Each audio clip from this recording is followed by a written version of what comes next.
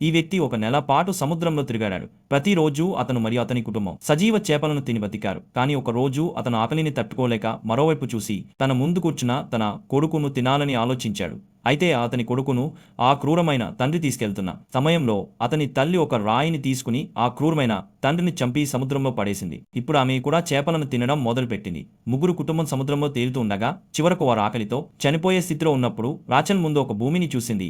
అది తన భ్రమాన్ని మొదట అనుకుంది, కానీ జాగ్రత్తగా గమనించిన తర్వాత అది ఒక చిన్న ద్వీపం అని తెలుసుకుని వెంటనే చాలా సంతోషించింది. ఆ తర్వాత పడవ తీరానికి చేరుకుంది మరియు రాచెల్ తన ఇద్దరు పిల్లలతో ద్వీపానికి వచ్చిందా. మొదట ఆమె పిల్లలకు ఆహారం పెట్టాలని ఆలోచించి ఒక కొబ్బరికాయను పదునైన ఆయుధంతో కొట్టిదాని రసాన్ని తాగి బలాన్ని పెంచుకుంది. ఆ తర్వాత ఒక ముల్లో కాన్వాస్ వస్త్రాన్ని విస్తరించి సామాన్ను తీరానికి లాగి ఒక సామాన్య గుడారాన్ని సిద్ధం చేసింది. ఆ తర్వాత పిల్లలను తీసుకుని తాజా నీటి కోసం వెతకడానికి బయలుదేరింది.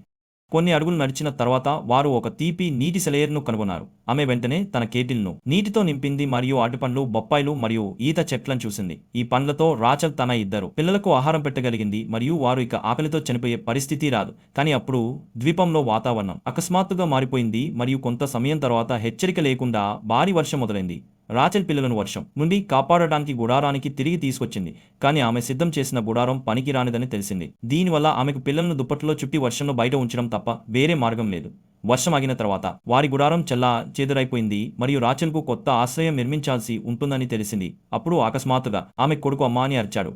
ఆమె వెనక్కి తిరిగి చూసింది మరియు ఆ నిర్జన దీపంలో ఒక చిన్న చెక్క ఇల్లు ఉందని చూసింది. ఆమె వెంటనే లేచి సంతోషంగా ఆ చెక్క ఇంటిపైకి ఎక్కింది.